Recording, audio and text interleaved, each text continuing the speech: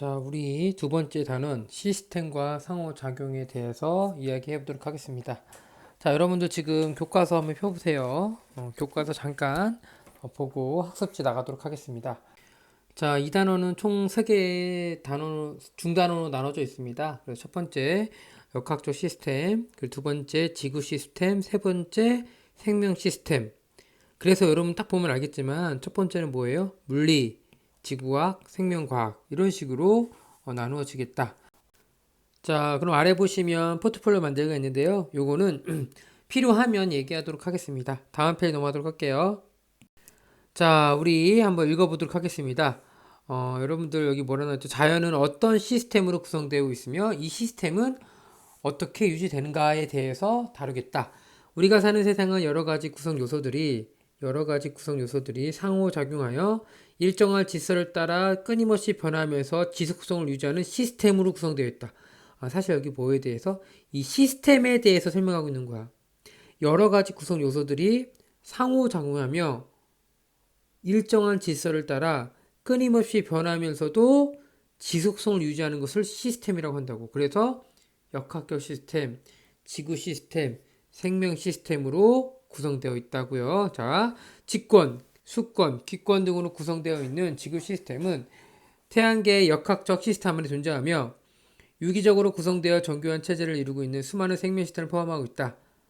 그래서 역학적 시스템과 지구 시스템, 생명 시스템이 연결되어 있다는 얘기를 하고 있네요. 자, 그래서 지구 시스템에서 중력이 작용하며 지구 시스템의 구성 요소들이 상호작용함을 이해하고 생명 단위인 세포가 시스템으로 기능하는 것을 알아본다라고 언급하고 있네요. 자, 그럼 먼저 첫 번째 역학적 시스템에 대해서 얘기하도록 하겠습니다. 이 단원 이 시스템은요, 여러분 중간고사 시험 범위는 아니고요, 기말고사 시험 범위입니다. 기말고사 시험 범위가 너무 그 기간이 너무 촉박해서 미리 나가고 있습니다. 자, 1. 역학적 시스템. 우주는 수많은 은하로 구성되어 있으며 하나의 은하는 다시 수많은 별로 구성되어 있다. 자, 별이 모여서 은하가 되고 은하는 문화가 모여서 수많은 은하가 된다는 거죠. 이거 은하군, 은하단 이렇게 얘기하거든. 자, 여하튼 또 은하 내의 천체들은 상호작용하며 시스템을 구성하고 있다. 태양계의 일부인 지구 시스템에서 일어나는 자연현상과 생명현상은 여러 가지 힘과 관련된 역학적 시스템에 의해서 뭐하고 있다? 유지되고 있다. 그래서 여기 나오는 역학적 시스템에 대해서 뭐한다? 다루겠다.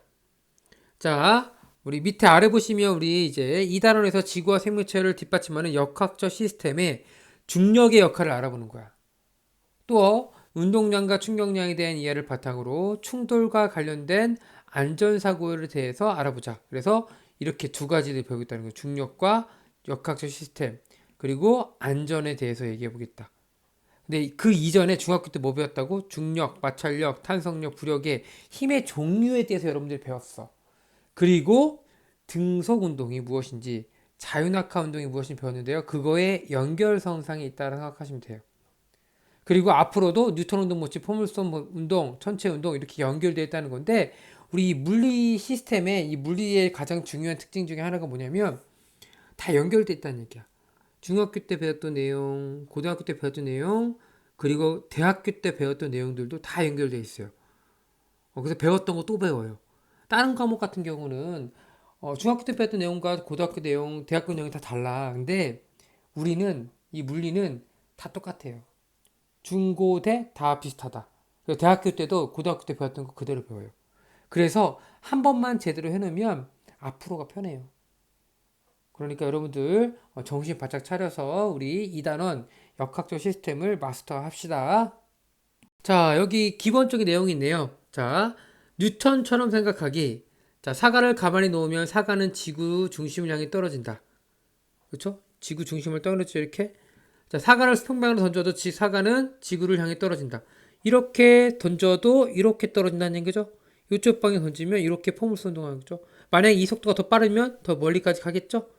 자, 그 까닭은 바로 사과의 중력이 작용하기 때문이다. 자, 사과를 던지는 것 같이 높은 산 꼭대기에서 대포알을 수평방향으로 점점 세게 발사하다 보면은 어떻게 될까요? 떨어지지 않고 계속 운동하는 경우도 생기겠죠.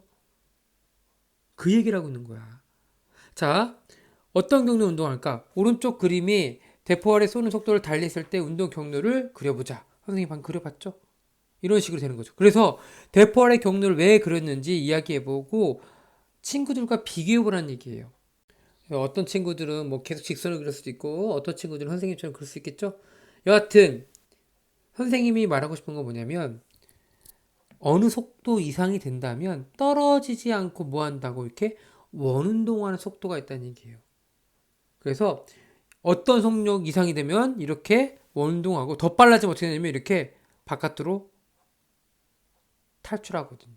그거에 대해서 우리가 다루겠다. 자, 지구의 중력은 물체의 운동에 어떤 역할을 할까? 자, 첫 번째, 중력의 특징을 설명할 수 있다. 학습 목표야. 중력에 대해서 알아보자. 두 번째, 자연학화 운동과 수평방향 던진 물체 운동을 비교해 설명하자. 이 두 가지 되게 중요한데요. 자연학화 운동하고 이 두 가지 운동을 정확히 알아야 된다라고 나와 있습니다.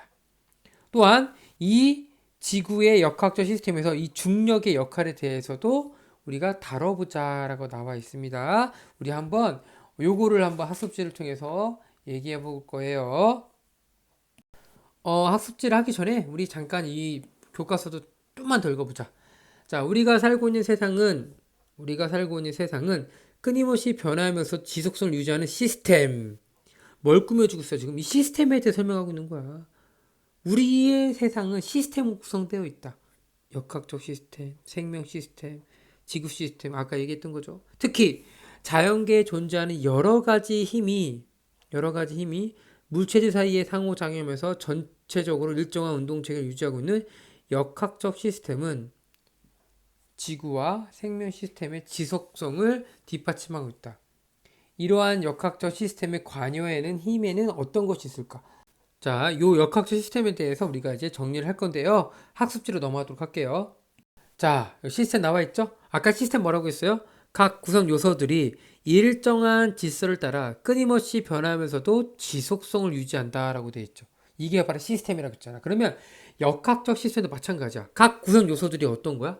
지금 여러 가지 힘이라는 거죠. 이 여러 가지 힘이, 그렇죠? 여러 가지 힘이 물체들 사이에 상호작용하면서 일정한 질서에 따라서, 맞지? 따라 뭐 한다고? 지속성을 유지한다고. 그래서 이 여러 가지 힘이 바로 일정한 질서에 따라 지속성을 유지하는 체계를 우리가 역학적 시스템이라고 한다고. 그래서 이 역학적 시스템은 지구와 생명 시스템을 유지하는 데 매우 중요한 역할을 한다.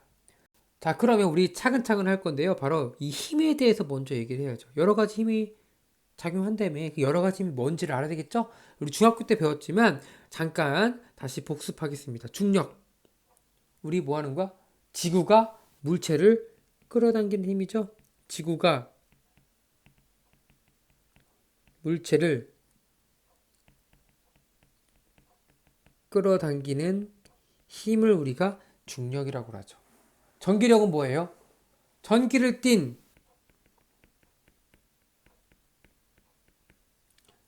물체 사이에 서로 밀거나 당기는 힘. 다 알고 있죠? 플러스 플러스 마이너스 마이너스는 서로 밀어내지만 만약에 플러스 마이너스 마이너스 플러스면 당긴다는 거 다 알고 있죠? 탄성력. 변형된 물체가 원래 모양으로 되도록 하려는 힘. 뭐 이런 힘 많죠. 탄성력이 뭐 용수철 대표적이죠. 용수철을 이렇게 있는데 내가 이렇게 끌어당겼어. 그럼 어떻게 되죠? 원래대로 돌아가려고 하죠. 그게 바로 탄성력이죠. 자, 자기력, 자석 또는 자석과 쇠붙이 사이에 서로 밀거나 마찬가지로 당기는 힘이 있겠죠?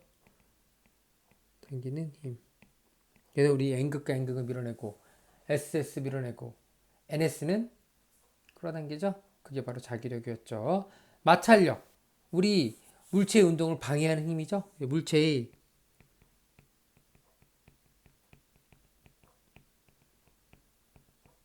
접촉면에서 물체의 운동을 방해하는 힘. 이게 바로 마찰력. 부력. 부력은 여러분 뭐 하는 거야? 물 위에 뜨는 힘이죠. 그래서 액체나 기체가 물체를 위로 밀어 올리는 힘. 그래 여러분 수영장 들어가면 어떻게? 몸이 뜨잖아. 물이 우리 몸을 밀어내잖아. 위로 밀어 올리잖아. 그렇죠? 그게 바로 부력이죠. 그래서 이 여러 가지 이런 힘들이 뭐 한다고? 서로 상호작용하면서 지속성을 유지하는 체계를 역학적 시스템이라고 한다고.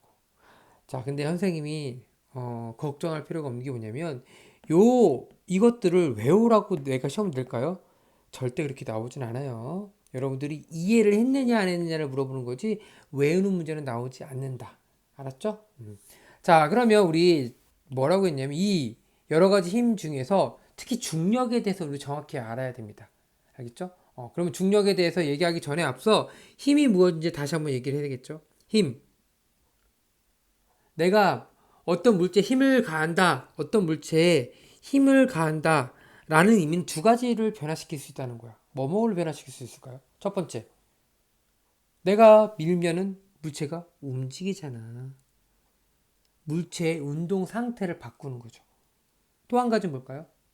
내가 힘을 가하면 물체의 모양이 바뀌잖아. 그래서 이 힘이라는 것은 물체의 모양이나 운동 상태를 바꾸는 원인입니다. 이걸 우리가 힘이라고 합니다. 그래서 약자로 F라고 합니다. 그래서 무슨 약자죠? 포스죠, 포스. 그래서 F라고 표현합니다. 그리고 단위는 뉴턴의 업적을 따서 이렇게 N이라고 표현합니다. 읽을 때는 뉴턴이라고 읽습니다. 알겠어요? 그래서 여러분 꼭 알아두셔야 됩니다. 자, 그럼 힘을 작용하면 우리가 모양이나 운동 상태가 변한다는 거죠. 근데 우리 모양이 변하는 거는 우리가 잘 다루지 않아요. 왜? 우리 고등학교 과정을 넘어서기 때문에 우리는 보통 얘기 힘이라고 할 때 뭐 하냐면 보통 물체의 운동에 대해서만 얘기를 많이 할 거예요. 알았죠? 자, 물체에 작용하는 힘이 클수록 모양이나 운동 상태가 많이 변하죠? 방금 요거 얘기를 다시 풀어 쓴 거네요. 자, 근데 알짜임이라는 게 있다는 얘기야. 알짜임. 자, 알짜임이 무엇이냐? 어떤 물체에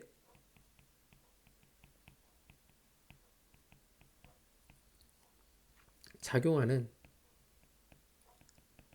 모든 힘이 합력이에요. 그걸 우리가 뭐란다? 알짜임이라고 한다고요. 그래서 이 알짜임에 따라서 이 물체에 작용하는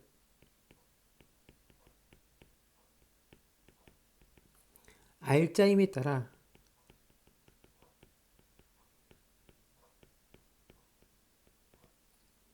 물체의 운동 상태가 달라진다는 거죠. 달라진다. 글씨가 이상해지네 점점. 다시 쓸게.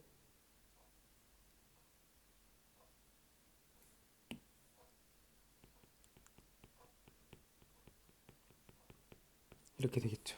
그래서 뭐라고요? 이런 식으로 이 합력이 바로 알짜임이라고. 이 알짜임에 따라서 운동이 달라진다고. 오케이?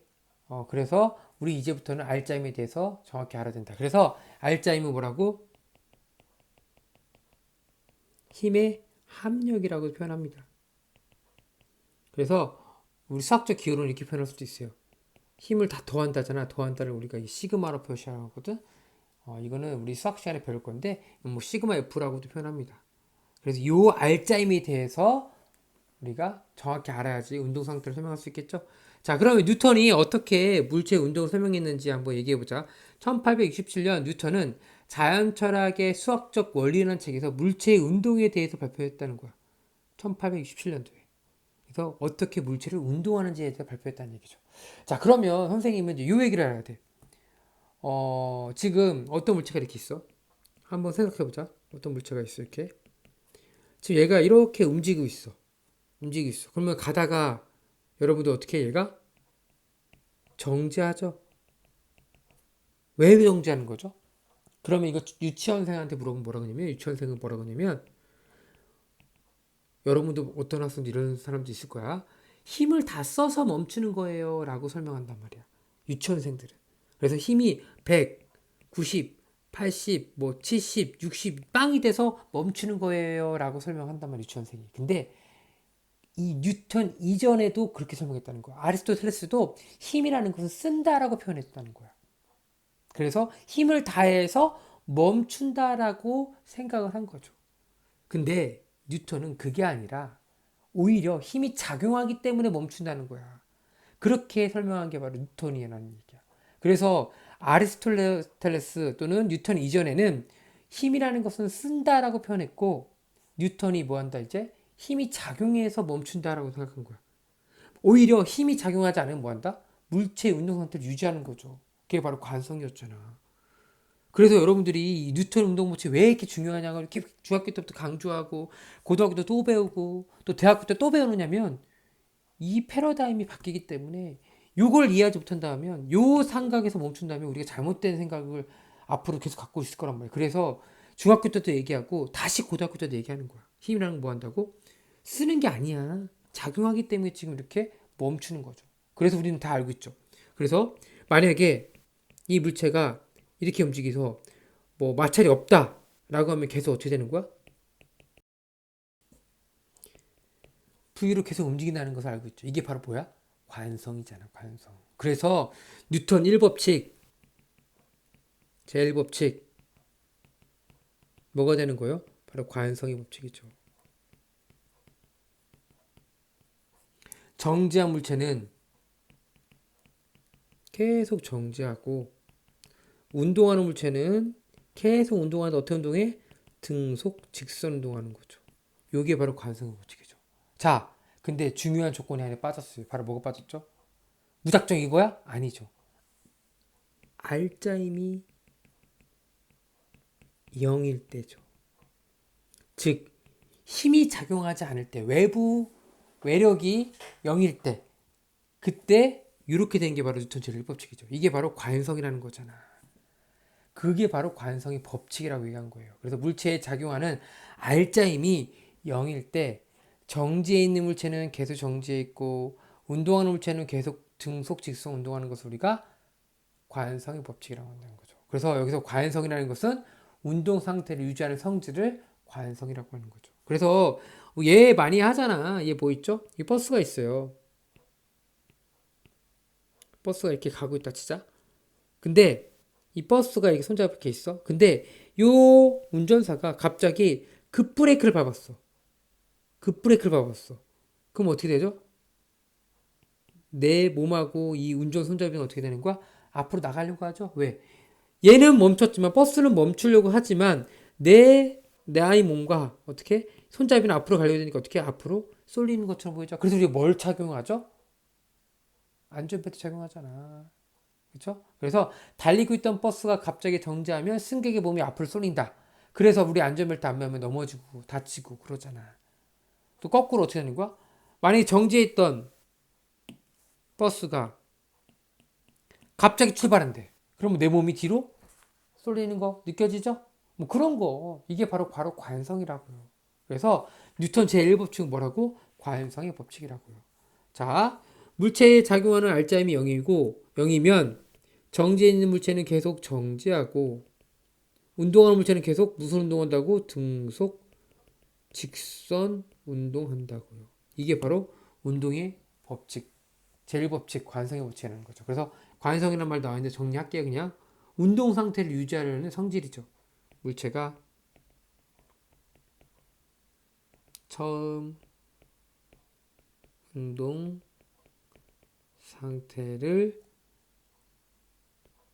그대로 유지하려는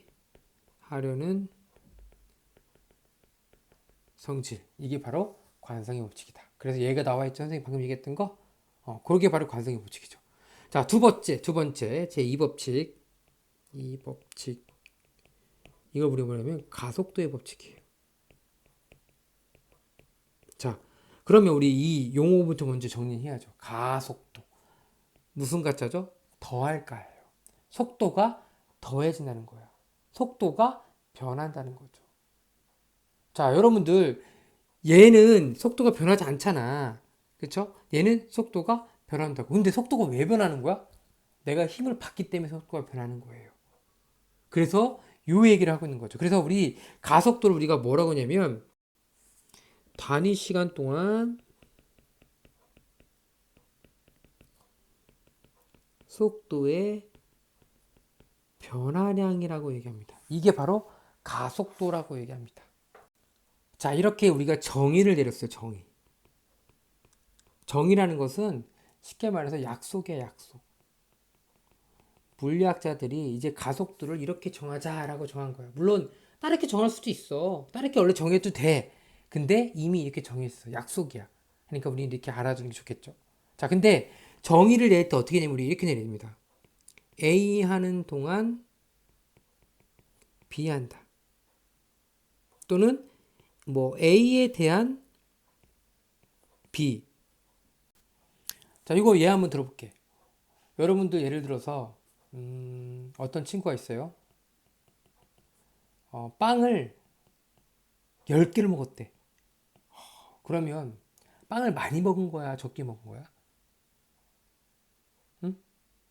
그럼 여러분들 입장에서 많이 먹었다 생각하는 친구도 있을 테고 어떤 친구는 나는 10개가 아니라 20개도 먹을 수 있는데 라는 친구도 있겠죠? 기준이 없기 때문에 얘는 많이 먹었다 적게 먹었다를 정확히 얘기할 수는 없어. 근데 예를 들어서 돼지에 대한 친구. 그럼 돼지는 한 20개 30개 먹는다 치자. 그러면 얘는 10개밖에 먹었으니까 적게 먹은 거죠. 그래서 이 앞에 있는 것도 있잖아. 뭐뭐에 대한 이 A야 이렇게 대한 거 뭐냐 우리가 기준이라는 거야. 기준. 그죠? 그리고 이 B가 바로 비교 대상이라는 거예요. 자, 그럼 우리 조금 다른 예를 한번 들어볼게요. 이 예가 좀 맞을지 틀릴지 모르겠지만, 예를 들어서 어떤 친구가 있어요. 남자인 친구라고 하자. 남친구라고 하자. 그렇죠? 이 친구가 잘생겼다, 못생겼다 라는 것은 매우 주관적이죠. 그렇죠? 근데 내가 여기다 기준을 정해버리는 거야. 원빈에 대한 이 친구. 그러면 못생겼다라는 사람이 대부분이겠죠. 또는 뭐 이번에는 뭐 연구에 대한 이 친구. 그러면 잘생겼다라고 하겠죠. 그래서 우리 이렇게 기준 정하는 게 매우 중요하거든. 그래서 A 하는 동안에 B, A에 대한 B, 앞에 있는 게 바로 기준, 뒤에 있는 게 바로 비교 대상이라고 생각하시면 돼. 근데 요거를 내가 왜 얘기하면 이 정의를 내리면 뭐를 바꿀 수 있냐 우리가 식으로 나타낼 수가 있어. 식. 뭐뭐는 뭐 이런 식으로 나타날 수 있다는 얘기야. 그래서 이 정의를 했으면 뭐냐면 기준을 바로 아래다 쓰고 이게 비교 대상이에요. 식으로 나타내면. 그래서 A분의 B라는 식으로 나타낼 수 있다는 얘기야. 이게 바로 정의를 식으로 나타내는 거야. 물리에서 어떤 물리량이 있으면 이렇게 정의를 내리고 그 다음에 이렇게 식으로 나타낼 수 있다는 거야. 더 나아가서 뭐도 나타낼 수 있냐면 그래프로도 나타낼 수가 있어요. 자, 그럼 우리 이거 외울 건 아니고요. 선생님이 그냥 참고사항을 알려준 거야. 그러면 한번 적용 한번 해보자. 자, 단위 시간 동안 속도의 변화량이라고 했으니까 우리 그러면 정의는 내렸잖아. 식으로 나타낼 수 있겠죠. 가속도는 뭐구나? 기준이죠. 앞에 게 뒤에 게 비교 대상이죠. 그러니까 기준 뭐야? 시간. 비교 대상 속도의 변화량. 이런 식으로 나타낼 수 있는 거예요. 이게 바로 가속도를 구하는 식으로 나타낼 수 있겠죠. 자, 근데 우리 물리라는 것은 우리나라만 하는 게 아니라 아마 전 세계에 있는 학교라는 집단이 있으면 전부 다 할 겁니다, 아마. 근데 이걸 우리가 기호로 나타낼 수가 있어요. 그래서 예를 들어서 우리 가속도라는 것은 A라고 합니다. 여러분들 자동차 엑셀 밟죠? 그거 밟으면 어떻게 돼? 속도가 빨라지죠? 그거랑 비슷한 거야. A. 시간은 t, time. 속도는 v, velocity. 변환량이니까 우리 변환량은 이렇게 델타라고 표현합니다. 그래서 이 델타 의미는 나중에서 처음 빼준다는 거야. 뭐 나중 속도에서 뭐 처음 속도 빼준다. 이런 식으로 표현할 수 있겠죠. 그래서 이 가속도를 선생님이 이렇게 간단하게 정의를 내렸습니다. 자, 다시 넘어와서 자, 가속도의 법칙이잖아. 그러면 이 가속도 방금 속도의 변화량이 배웠는데 우리가 이게 물체 운동과 어떤 관계가 있는지, 힘이랑 어떤 관계가 있는지에 대해서 얘기해 보자는 얘기야. 자, 우리 또 다른 예를 한번 해볼게요. 여기 코끼리가 있다. 코끼리. 코끼리는 코가 손이죠. 자, 그리고 귀가 이렇게. 그리고 자, 그림이 참. 자, 코끼리가 있어요. 꼬리가 이상하네. 코끼리가 있고, 그리고 여기 뭐가 있냐면 다람쥐가 있어.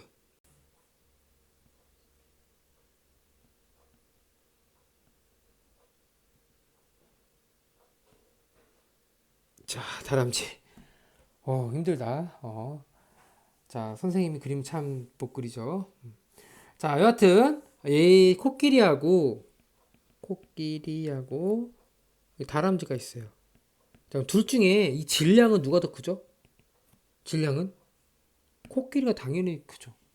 그쵸? 코끼리가 당연히 크잖아.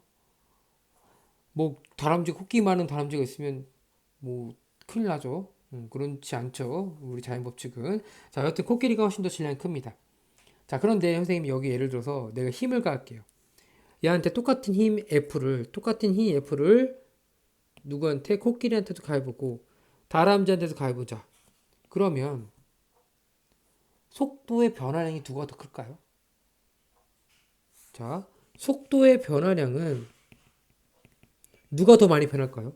얘는 무거우니까 조금밖에 안 변하겠죠? 뭐가 더 변한다? 다람쥐가 훨씬 더 속도의 변화량이 크다는 얘기를 할 수 있겠죠. 즉, 이 얘기는 다른 말로 가속도가 뭐가 더 크다? 다람쥐가 더 크다라고 할 수 있겠죠. 자, 그러면 이 가속도와 질량은 무슨 관계? 반비례 관계다. 질량이 클수록 가속도가 작고 질량이 작을수록 가속도가 크다. 이런 관계식을 우리가 뭐 할 수 있다? 구할 수가 있다. 그래서 가속도는 질량에 반비례한다라는 식을 하나를 우리가 유추할 수 있습니다. 자, 또 한 가지 이번에는 파란색을 해볼게요. 코끼리를 해보자. 코끼리를 이렇게 힘을 가할 때랑 이렇게 힘을 가할 때랑 어떤 게 더 가속도가 클까요? 속도의 변화는 클까요? 힘이 클수록 크겠죠, 당연히. 더 큰 힘을 가할수록 속도가 더 빨리 변하겠죠. 자, 그럼 이 가속도라는 것은 뭐랑 비례한다? 힘이랑 비례한다라는 식을 유추할 수 있겠죠. 자, 그래서 정리하면은 이 가속도라는 것은 질량에 반비례하고 힘에 비례한다라는 관계식이 나오는 거죠. 비례식이 나오는 거죠. 근데 우리 과학에서는 이 비례식을 좋아하지 않아요. 좋아하지 않는 의미는 뭐냐면 뭐뭐는 뭐 등호로 나타내려고 한다는 얘기야. 그래서 A는 뭐로 나타내는데 얘는 단위를 우리가 아까 뉴턴의 단위를 써서 이렇게 맞춰버려요. 그래서 가속도는 A는 n분의 F라는 식으로 정의한다는 거야. 자, 다시 넘어와서 우리 관성의 모츠는 알짜임이 0일 때라고 했잖아. 얘는 힘이 존재할 때야. 즉 뭐냐면 알짜임이 0이 아닐 때야. 얘는. 즉 힘이 존재할 때야. 알짜임이 존재할 때란 말이야. 그럼 그 알짜임과 가속도의 관계를 지금 방금 얘기했던 이런 식으로 표현할 수 있다는 거야. 그래서 가속도라는 것은 바로 질량이 반비례하고 힘에 비례한다. 이런 식으로 나타난다는 거죠. 그래서 물체의 운동을 다시 설명할게요. 물체 운동이 힘이 없을 때는 이렇게 등속도는 정지하지만 힘이 있으면 속도가 변한다고요. 그래서 어떻게 변한다고? 질량이 크면 가속도가 작고 질량이 크면 작고 힘이 크면은 가속도가 커지는 거죠. 이런 식으로 된다는 얘기죠. 그래서 우리 뉴턴의 1법칙, 2법칙 이렇게 운동 법칙에 대해 설명했습니다. 자, 프린트 한번 볼게요. 물체에 R자임이 작용하면 R자임의 방향으로 가속도가 생긴다고. 이때 가속도의 크기는 물체에 작용하는 힘에 비례하고, 그렇죠? 그리고 물체의 질량에 반비례한다. 여기서 힘은 여기서 R자임이겠다. R자임. R자임에 비례하고 질량이 반비례한다. 그러면 우리 정리해보면 가속도라는 것은 질량에 반비례하고 힘에 비례한다. 그래서 뭐 A는 n분의 F. 그래서 이거를 우리가 분모로 표현하기 힘드니까 F는 MA라는 식이 나오는 거죠. 그래서 이 식이 우리가 앞으로 매우 매우 중요한 식이 될 겁니다. 자, 이렇게 1법칙, 관성의 법칙, 2법칙, 가속도의 법칙 얘기했고 3법칙 얘기하겠습니다. 3법칙은 우리가 작용, 반작용의 법칙입니다. 그래서 한 물체가 다른 물체에 힘을 작용하면 동시에 힘을 받는 물체도 상대 물체의 크기는 같고, 적어놓고 해보자. 상대 물체의 크기는 같고 방향이 반대인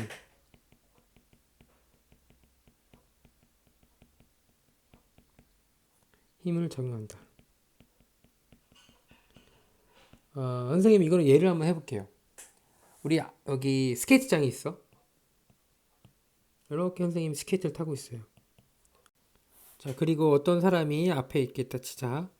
자, 선생님이 만약에 F로 이 사람을 밀었다면 이 사람은 이쪽으로 밀려가겠죠. 근데 선생님은 어떻게 될까요? 선생님도 반대 방향으로 밀려날 거예요. 이게 바로 작용 반작용이라는 거예요. 또 다른 예는 뭐냐면 선생님이 걸어가고 있어. 걸어가고 있어 이렇게. 그러면 걸어갈 때 내가 뭐 하냐면 선생님 다리에다가 힘을 줘서 땅을 밀죠. 땅을 밀면 땅도 나를 밀어서 앞으로 나가게 만드는 거예요. 이게 바로 작용 반작용이에요. 또 다른 예는 뭐냐면 얘가 되게 많은데요. 로켓가 있어요. 슉 올라가고 있어. 로켓가 지금 추진력으로 이렇게 밀고 있잖아. 그쵸? 밀고 있잖아. 그래서 이 지구도 얘를 앞으로 밀어서 앞으로 나갈 수 있게 만드는 게 바로 작용 반작용이라는 거야. 그래서 A가 B를 작용한다는 얘기는 반작용으로 B도 A를 작용한다라는 얘기죠. 자, 이렇게 표현해 볼게요. 여기 앞빈이 있습니다. 앞빈. 그래서 내가 앞핀을 누른다. 그러면 이게 작용이라고 하자. 반작용은 뭐냐면 앞빈이 나를 찌른다죠. 주어와 목적을 바꾸면 돼. 그게 바로 반작용이에요. 그리고 여러분들 작용 반작용 헷갈릴 때는요. 주어와 목적을 바꿔버리면 돼. 내가 앞빈을 누른다? 그러면 앞빈도 나를 누른다. 자, 여러분들 선생님이 주먹으로 벽을 쳤어. 그러면 내 손이 아파요, 안 아파요? 아프잖아. 왜 아파? 내가 벽을 쳤는데 왜 내 손이 아파? 벽도 똑같은 힘으로 내 손을 쳤기 때문에 아픈 거야. 이게 바로 작용반작용이라는 얘기야. 그래서 뉴턴의 운동법칙 제1법칙, 관성의 법칙, 2법칙, 가속도의 법칙, 그리고 3법칙, 작용 반작용 법칙. 그래서 얘는 이 3법칙의 가장 중요한 특징이 뭐냐면 힘은 항상 어떻게 작용하냐? 쌍으로 작용한다는 거야. 항상 쌍으로 작용한다. 혼자 작용하는 힘은 없어. 항상 쌍으로 작용한다는 게 바로 중요한 법칙이죠. 그래서 A가 이렇게 있고 B가 있다면, 그죠? B가 A를 당기는 힘이 있어. B가 A를 잡아당겨. 그러면 A도 B도 잡아당긴다는 얘기죠. 이게 바로 작용 반작용이라는 거야. 그래서 크기는 같고 방향은 반대로 작용하는 힘. 다 정리해보자. B가 A를 잡아당기는 힘. A가 B를 잡아 당기는 힘. 이렇게 같다고. 그래서 크기는 같고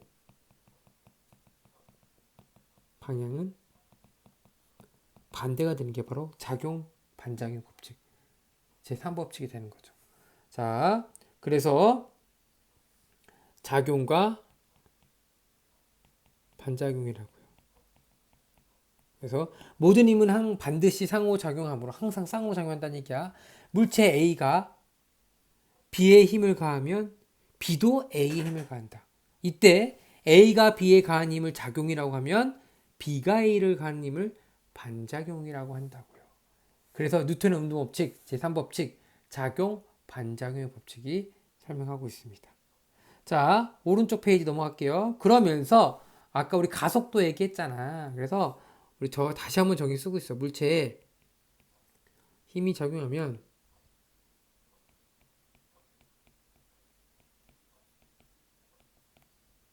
물체의 속도가 변하는데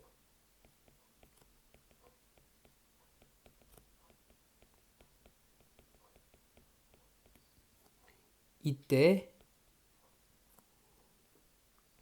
단위 시간당 단위 시간 동안 뭐 단위 시간 당이라 하자. 단위 시간당 속도의 변화량을 뭐라고 한다고? 가속도라고 한다고.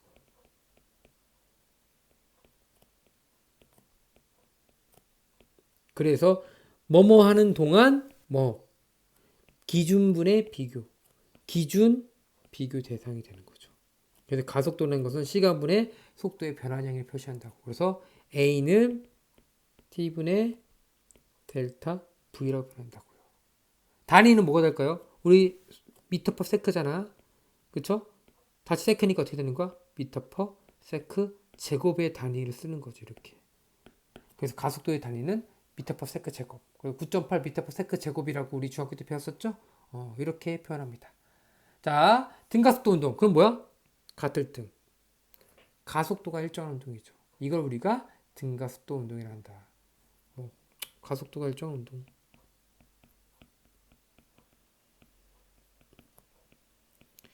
자, 그래서 우리가 물체 운동을 설명하기 위해 가장 기본적인 작업을 하고 있습니다, 지금. 그래서 힘에 대해서 간단히 설명했죠. 물체의 모양이나 운동 상태를 바꾸는 원인. 그리고 이 힘에 의해서 운동을 하는데 운동 법칙 세 가지. 관성의 법칙, 가속도의 법칙, 작용 반작용의 법칙. 여기까지 했고요. 다음 시간에 이 법칙을 이용해서 물체의 운동을 설명하는 것까지 해야 돼요.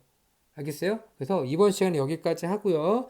다음 시간에 한 번만 더 잠깐 설명하고 그리고 나서 물체 운동을 설명하도록 하겠습니다.